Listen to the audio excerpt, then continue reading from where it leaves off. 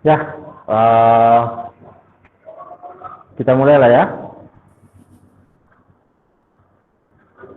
Bismillahirrahmanirrahim. Assalamualaikum warahmatullahi wabarakatuh. Waalaikumsalam Waalaikumsalam warahmatullahi warahmatullahi wabarakatuh. wabarakatuh. Waalaikumsalam warahmatullahi wabarakatuh. Baik, terima kasih sudah masuk ke kelas saya. Maaf tadi ada sedikit keterlambatan kita jadwal masuknya.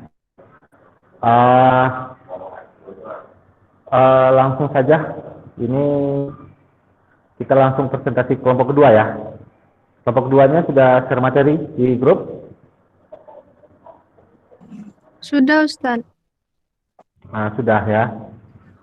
Langsung saja, yang mimpin siapa? Moderator, ketuanya, ketua kelompoknya langsung. Ya, silakan Anda mulai diskusi kita. Tunggu sebentar.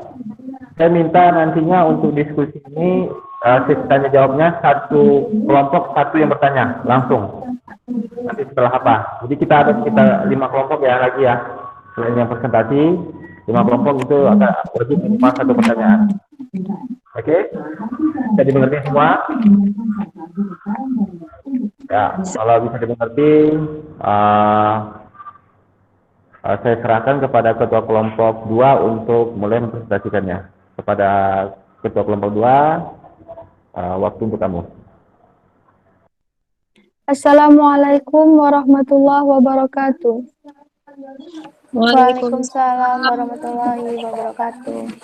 Alhamdulillahirabbil alamin. Assalatu wassalamu ala asrofil anbiya'i wal mursalin wa ala alihi wa sahbihi ajmain. Amma ba'd. Puji syukur atas kehadiran Allah yang mana berkat limpahan rahmatnya sehingga kita dapat berkumpul dalam keadaan sehat walafiat. Salawat serta salam tetap tercurah limpahkan atas junjungan alam yakni baginda Muhammad sallallahu alaihi wasallam dengan mengucapkan kalimah Allahumma sholli ala sayyidina Muhammad wa ala ali sayyidina Muhammad. Baiklah, kami di sini dari kelompok 2 akan mempresentasikan tentang makalah yang berjudul Pancasila sebagai Dasar Republik Indonesia. Baiklah, untuk yang membaca materi pertama kepada Widya Ika, kami persilahkan.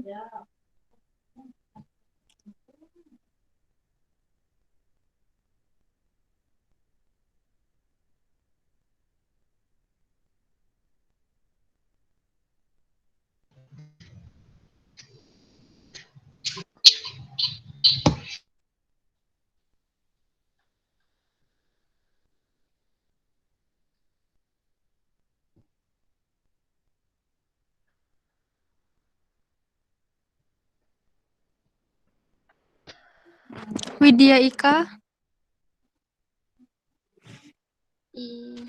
Iya, sebelumnya mohon maaf teman-teman, ini lagi proses untuk menampilkan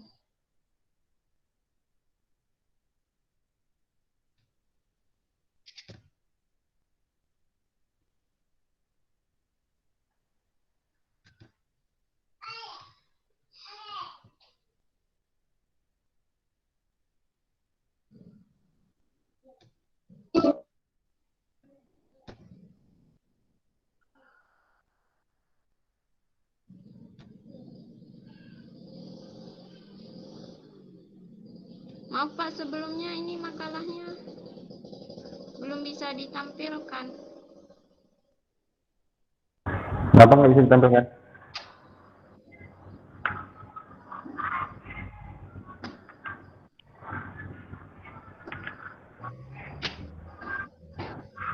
Kok nggak bisa ditampilkan?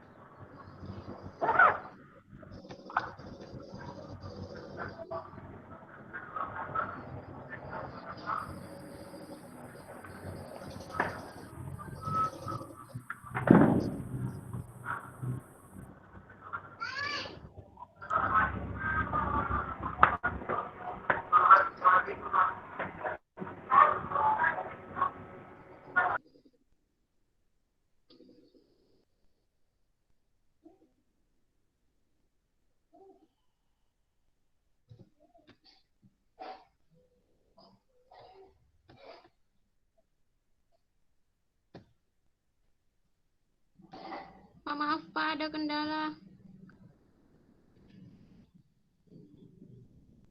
Bagaimana jika materinya tidak bisa ditampilkan Pak?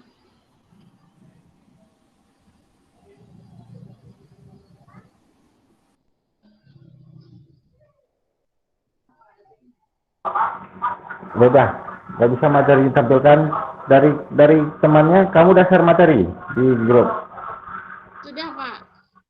Sudah. Satu orang jadi operatornya, satu orang yang lain jadi operatornya. Coba di-share dari sana. Kawan yang lain.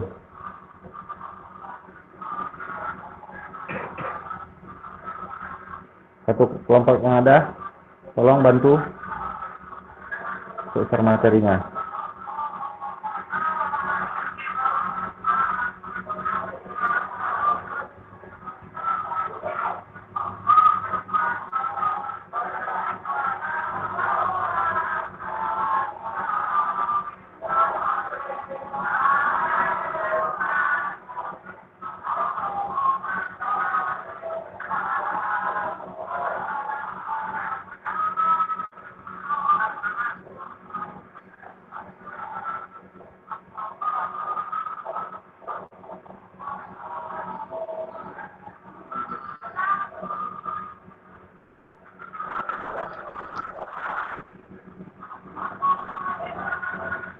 Ada yang bisa share satu kelompok?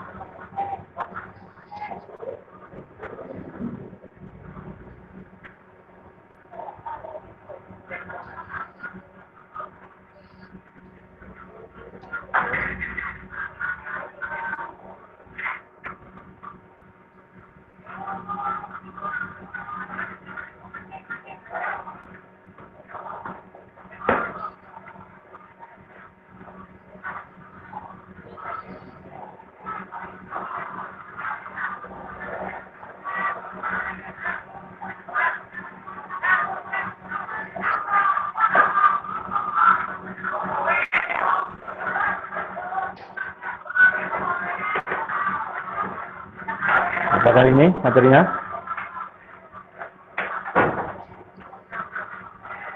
Iya Pak. Enggak. Silakan. Baiklah teman-teman semuanya, mohon maaf sebelumnya karena ada kendala. Karena dari tadi nggak bisa. Tadi udah dicoba sebelumnya bisa, tapi ternyata nggak bisa. Baiklah, saya akan membacakan materinya, yaitu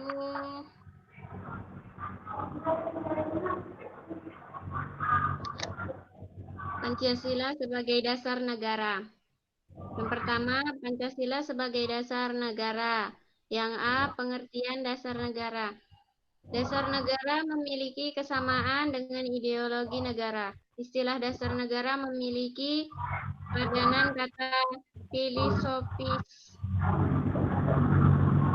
Grondslag, bahasa yaitu bahasa Belanda yang artinya bahasa yang bersifat falsafah serta Weltanschauung, yaitu dari Jerman, yang artinya pandangan yang mendasar tentang dunia. Dengan demikian, dapat diambil kesimpulan, dasar negara atau ideologi memiliki arti ajaran yang merupakan hasil pemikiran yang mendalam mengenai kehidupan berbangsa yang dapat menjadi pedoman atau pandangan hidup masyarakat. Pada prinsipnya, terdapat 3 arti utama dari kata ideologi, yaitu yang pertama, ideologi sebagai kesadaran palsu. Yang kedua, ideologi dalam arti netral. Dan yang ketiga, ideologi dalam arti kekayaan yang tidak ilmiah. Ideologi dalam arti yang pertama, yaitu sebagai kesadaran palsu. Biasanya dipergunakan oleh kalangan filsuf dan ilmuwan sosial. Ideologi ialah teori-teori yang tidak berorientasi dan kebenaran. berorientasi pada kebenaran, tetapi pada kepentingan pihak yang propagandakannya. Arti kedua adalah ideologi dalam arti netral. Dalam hal ini, ideologi adalah keseluruhan sistem berpikir, nilai-nilai, dan sikap dasar suatu kelompok sosial atau kebudayaan tertentu. Arti kedua ini berlaku dalam negara-negara yang menganggap penting adalah suatu ideologi negara. Arti ketiga, ideologi sebagai keyakinan yang tidak ilmiah, segala pemikiran yang tidak dapat dibuktikan secara logis, matematik atau empiris adalah suatu ideologi. Segala masalah etis dan moral, asumsi-asumsi normatif, dan pemikiran metafisis termasuk dalam wilayah ideologi. Dasar negara sudah jelas memiliki fungsi-fungsi ini berkaitan dengan pertanyaan mengapa negara itu ada dan apa yang mengatur masyarakat jika negara ini berdiri. Jika negara sudah berdiri tetapi masyarakat tidak dapat diatur, biasa membuat fungsi menertibkan tidak dapat berjalan dengan baik karena tidak ada dasar yang mengaturnya. Dasar negara itu ibarat otak. Ia memberi 3 isi pikiran bagian perjalanan: elit negara, birokrasi, dan masyarakat negara pada umumnya. Baiklah, materi selanjutnya yang akan disampaikan oleh Fitri Kumala, pengertian Pancasila.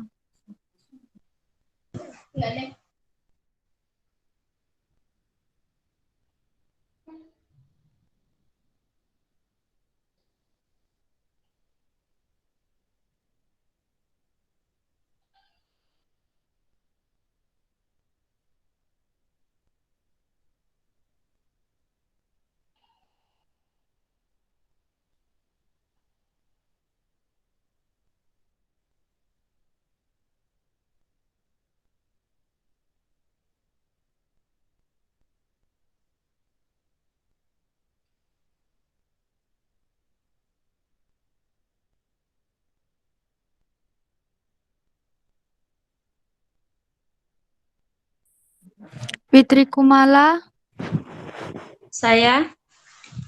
Baiklah, saya akan menjelaskan bagian yang B, yaitu pengertian Pancasila. Pancasila adalah konstitusi negara baik yang tertulis atau undang-undang dasar maupun yang tidak tertulis atau konvensi. Sebagai dasar negara, secara hukum, Pancasila memiliki kekuatan yang mengikat, yaitu bahwa ketentuan mengenai pembuatan segala peraturan dan hukum untuk bersumber pada Pancasila bersifat wajib dan imperatif atau memaksa. Dengan kata lain, tidak boleh ada peraturan yang ada di Indonesia dan konstitusi yang bertentangan dengan Pancasila sebagai dasar negara. Pancasila sudah menjadi kesepakatan nasional sebagai sumber dari segala sumber hukum yang bersifat tetap dan tidak dapat diubah-ubah lagi. Kedudukan Pancasila sebagai dasar negara tercantum dengan jelas dalam pembukaan Undang-Undang Dasar 1945, alinea keempat. Isi dari pembukaan Undang-Undang Dasar 1945 adalah sebagai berikut. Maka disusunlah kemerdekaan kebangsaan Indonesia itu dalam suatu undang-undang dasar negara Indonesia yang terbentuk dalam suatu susunan negara Republik Indonesia yang berkedaulatan rakyat dengan berdasar kepada ketuhanan yang Maha Esa, kemanusiaan yang adil dan beradab, persatuan Indonesia, dan kerakyatan yang dipimpin oleh hikmat, kebijaksanaan dalam permusyawaratan atau perwakilan, serta dengan mewujudkan suatu keadilan bagi seluruh rakyat Indonesia. Itulah rumusan Pancasila yang sah dan resmi. Rumusan itu tidak disebabkan atau dibuat secara khusus dan tersurat sebagai Pancasila, namun Bangsa Indonesia kemudian mengenalnya sebagai Pancasila, yang artinya 5 dasar atau asas. Orang yang memperkenalkan nama Pancasila adalah Insinyur Soekarno dalam sidang BPUPKI.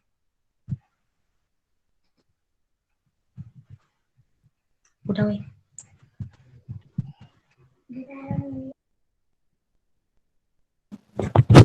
Masih lanjut, Fit.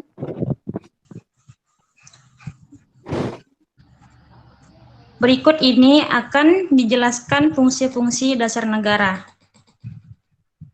A. Dasar berdiri dan tegaknya negara. Dasar negara sebagai dasar berdiri dan tegaknya negara dapat kita lihat pada isi pidato Soekarno di depan sidang BPUPKI tanggal 1 Juni 1945. Ia berkata, Hitler mendirikan Germania di atas nasional sosialistisi Weltanschauung. Filsafat nasional sosialisme telah menjadi dasar negara Germania yang didirikan Adolf Hitler.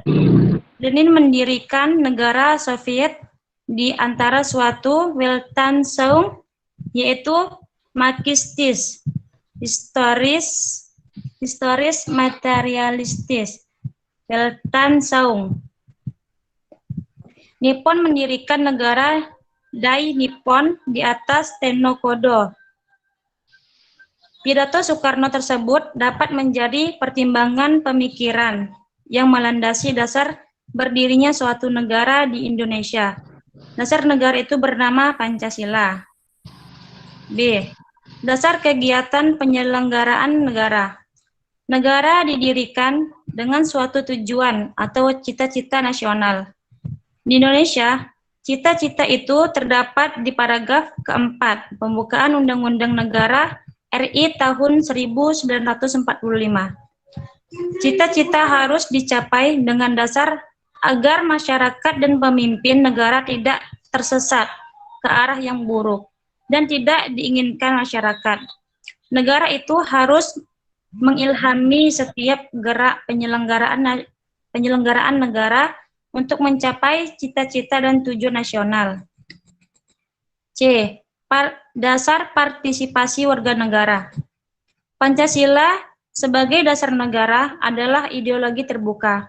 Peran masyarakat dalam ideologi terbuka sangat penting dalam pembangunan negara karena masyarakat tidak didoktrin negara dengan asas-asas yang berlaku. Tetapi asas-asas yang butuh gerak pemikiran dan partisipasi masyarakat agar tujuan negara dapat tercapai.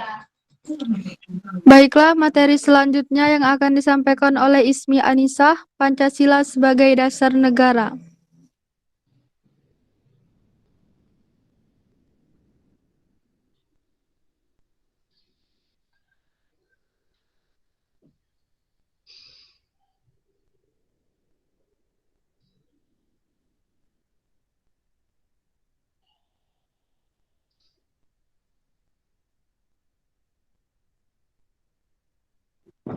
Ismi Anisah.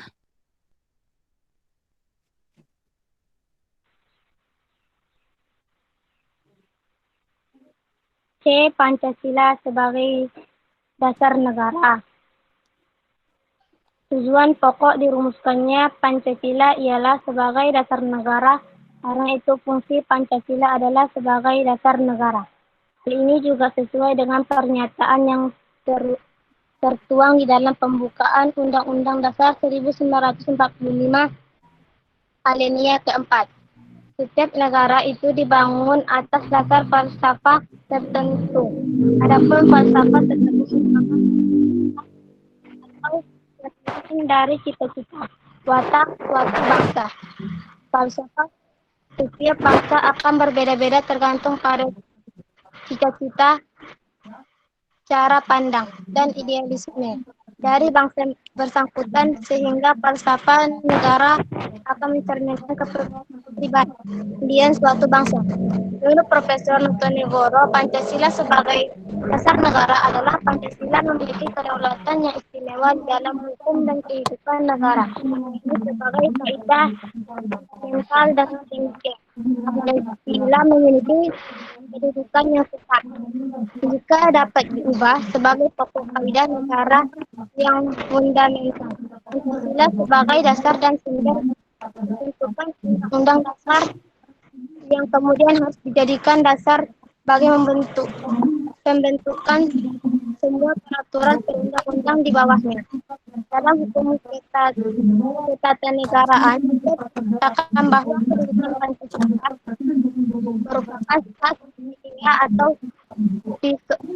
filosofise perwakilan negara dari Negara Kesatuan Republik Indonesia, sehingga Pancasila berada di posisi paling atas menjadi sumber hukum dasar negara.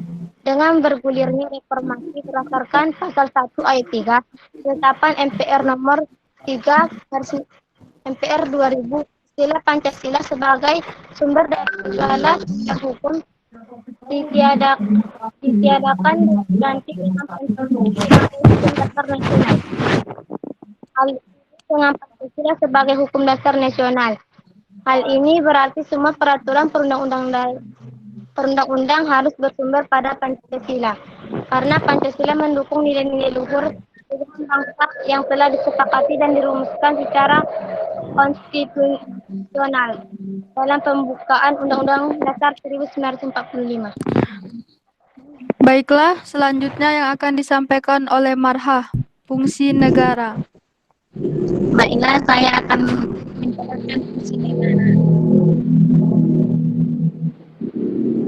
2. Fungsi negara berkaitan dengan fungsi negara dalam pengelolaan pemerintahan dapat dilihat melalui pemikiran para ahli.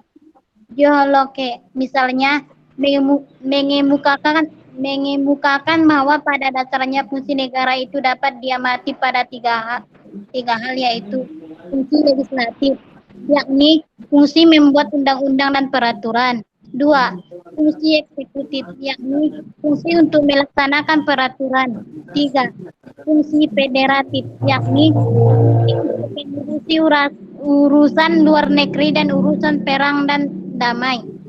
Jangan elaborasi oleh Suetomo di atas menegaskan bahwa fungsi mengadili merupakan bagian tugas eksekutif.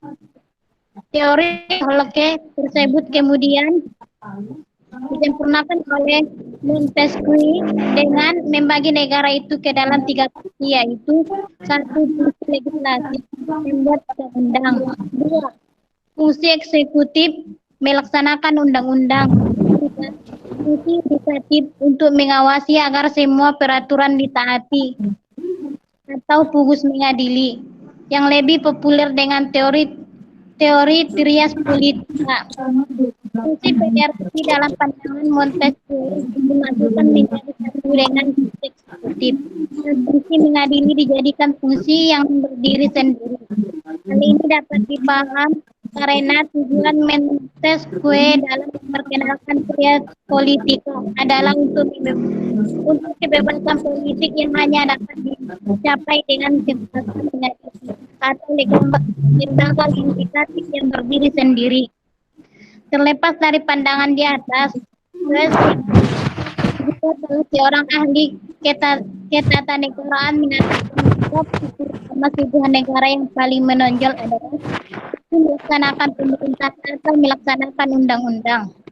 Fungsi reguler atau regular function atau fungsi peraturan. Setiap negara harus melaksanakan fungsi utama, yaitu pengaturan dan merupakan motor penggerak jalannya roda pemerintahan. Dalam arti tanda adanya pelaksanaan fungsi dimaksud, maka secara de jure negara itu tidak ada, sebab melaksanakan fungsi tersebut secara langsung dirasakan oleh masyarakat secara keseluruhan. Baiklah, selanjutnya yaitu fungsi-fungsi regular yang akan disampaikan oleh Silvi Ramadhani. Baiklah, saya akan menyampaikan tentang fungsi reguler. Fungsi reguler meliputi yang pertama, fungsi politik atau political function. Fungsi ini merupakan kewajiban negara yang pertama kali muncul setelah negara tersebut lahir. Aspek yang termasuk dalam fungsi ini adalah pertama, pemeliharaan ketenangan dan ketertiban. Tujuan dari pelaksanaan fungsi ini adalah dalam rangka menanggulangi tindakan baik secara preventif maupun secara represif terhadap gangguan yang berasal dari masyarakat itu sendiri. Kedua, pertahanan dan keamanan atau security. Pelaksanaan fungsi ini diperuntukkan terhadap ancaman dan agresi dari pihak luar yang membahayakan eksistensi negara itu sendiri. Yang kedua, fungsi diplomatik atau diplomatical function. Sebagai manusia tidak mungkin bisa hidup tanpa berhubungan dengan manusia lain. Demikian pula dengan negara. Negara tidak akan hidup secara sempurna tanpa berhubungan dengan negara lain. Inilah yang merupakan hakikat dan fungsi diplomatik. Negara berhubungan dengan negara lain atas dasar persahabatan yang bertanggung jawab, bukan atas dasar penjajahan. Masing-masing negara akan saling menghormati kedaulatan masing-masing pihak, sehingga dapat dihindari terjadinya eksploitasi kepentingan. Yang ketiga, fungsi judiris atau legal function. Dalam pelaksanaan fungsinya, negara harus dapat menjamin adanya rasa keadilan dan masyarakat. Dalam konteks ini, negara berkewajiban untuk mengatur tata cara bernegara dan bermasyarakat, agar supaya dapat terhindari adanya konflik-konflik yang terjadi di dalam masyarakat, maupun negara itu sendiri harus dapat dikembalikan kepada hukum yang berlaku, dan segala tindakan pemerintahan harus dilandaskan atas aturan main yang diatur oleh kaidah-kaidah hukum. Yang keempat, fungsi administrasi atau administrative function. Fungsi ini mengharuskan agar negara berkewajiban menata birokrasinya demi mewujudkan tujuan sebuah negara. Penataan birokrasi dimaksudkan bukan atas dasar kemauan negara semata-mata, akan tetapi selalu bersumber pada aturan hukum yang telah ditetapkan sebelumnya. Baiklah, untuk materi yang terakhir yang akan disampaikan oleh Chris Amelia. Baiklah, saya akan menyampaikan tujuan negara. Sebagai warga negara Indonesia yang baik adalah warga negara Indonesia yang menjalankan hak dan kewajibannya dan ikut serta dalam hal negara. Meskipun Indonesia sudah mendekat 75 tahun, tujuan melindungi tumpah darah Indonesia dan ikut dalam menjaga ketertiban dunia memasak sudah tercapai. Akan tetapi, tujuan mencerdaskan kehidupan bangsa dan mewujudkan kesejahteraan rakyat belum seluruhnya dilakukan. Ada beberapa hal yang berhasil dengan baik, tetapi masih banyak yang belum tercapai. Nah, di sini kita dapat mengambil kesimpulan bahwa Pancasila itu merupakan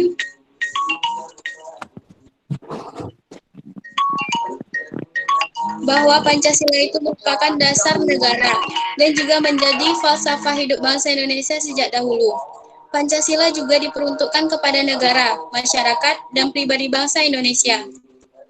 Sila-sila Pancasila itu tidak terlepas satu sama lain, merupakan satu kesatuan yang bulat, baik dalam fungsi dan kedudukannya sebagai dasar negara maupun sebagai falsafah hidup bangsa. Pengertian kesatuan bulat dari Pancasila ini ialah berarti bahwa sila yang satu meliputi dan menjiwai sila-sila yang lainnya.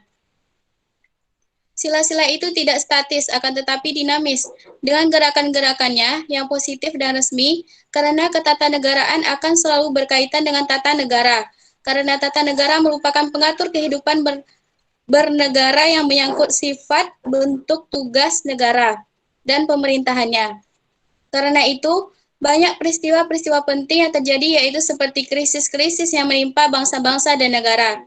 Sebagai reaksi terhadap gejolak kehidupan bangsa, nampak menonjol satu atau beberapa sila saja. Dari kalimat di atas telah diketahui bahwa Pancasila sangat berperan untuk keutuhan negara. Dengan kelima sila tersebut, kehidupan masyarakat akan lebih terarah. Demikianlah yang dapat kami sampaikan mengenai materi yang menjadi bahasan dalam makalah ini. Baiklah, itu tadi materi yang kami bahas sebelumnya. Bagi kelompok yang ingin bertanya, dipersilahkan. Saya. Saya. Ana.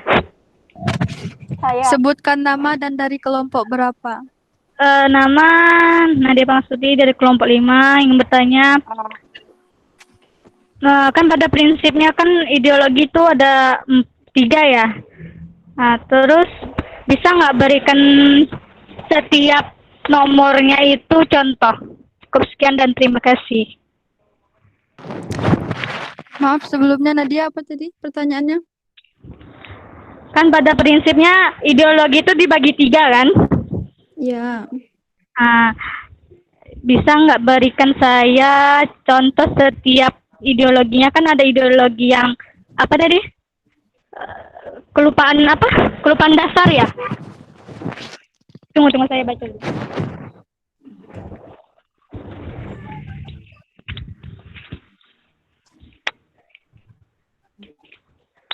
Bentar ya.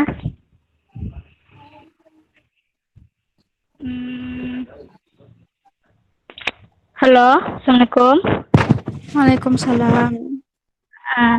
Saya bacakan dulu ya. Jadi kan pada prinsipnya 3 dari utama dari kata ideologi kan jadi 3, iya kan? Benar nggak? Ya. Jadi 3, ideologi kesadaran palsu, ideologi dalam arti netral, sama ideologi dalam arti kekayaan yang tidak ilmiah. Apakah di situ ada contohnya atau tidak? Terus kalau misalnya ada contohnya, berikan saya contoh salah satu dari ketiga tersebut. Sekian dan terima kasih. Ya. Silakan kelompok lain yang ingin bertanya. Saya.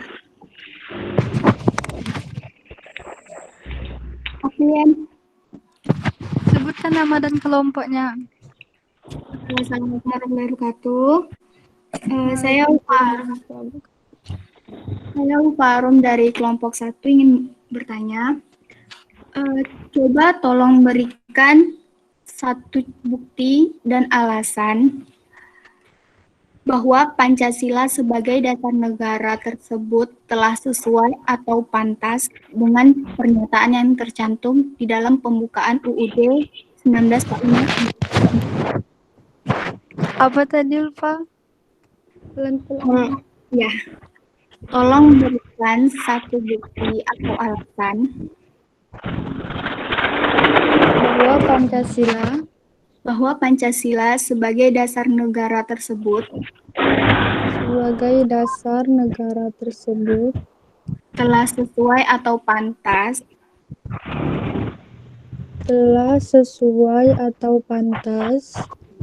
dengan pernyataan yang tercantum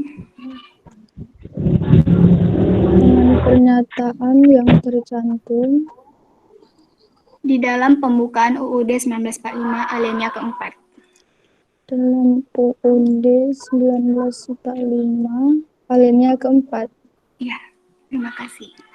Ya. Oke, dari kelompok siapa lagi? Sebutkan alasan tersebut mengapa kita Saya Yantriani Siapa namanya? Merza. Dari kelompok? Dari kelompok 4. Apakah pada zaman sekarang Ya. masyarakat sudah menerapkan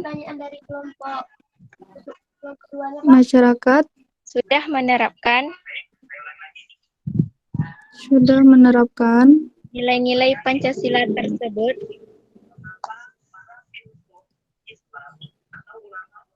Ya. Jika iya, berikan alasannya. Jika tidak, berikan solusinya.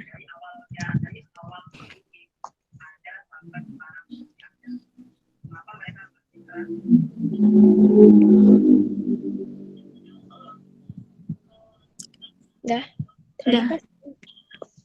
Sama-sama. Dari kelompok berapa lagi yang ingin bertanya?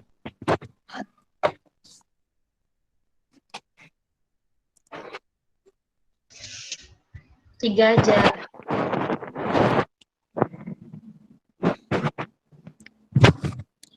Baiklah, sebelumnya izinkan kami untuk mencari jawaban sebentar.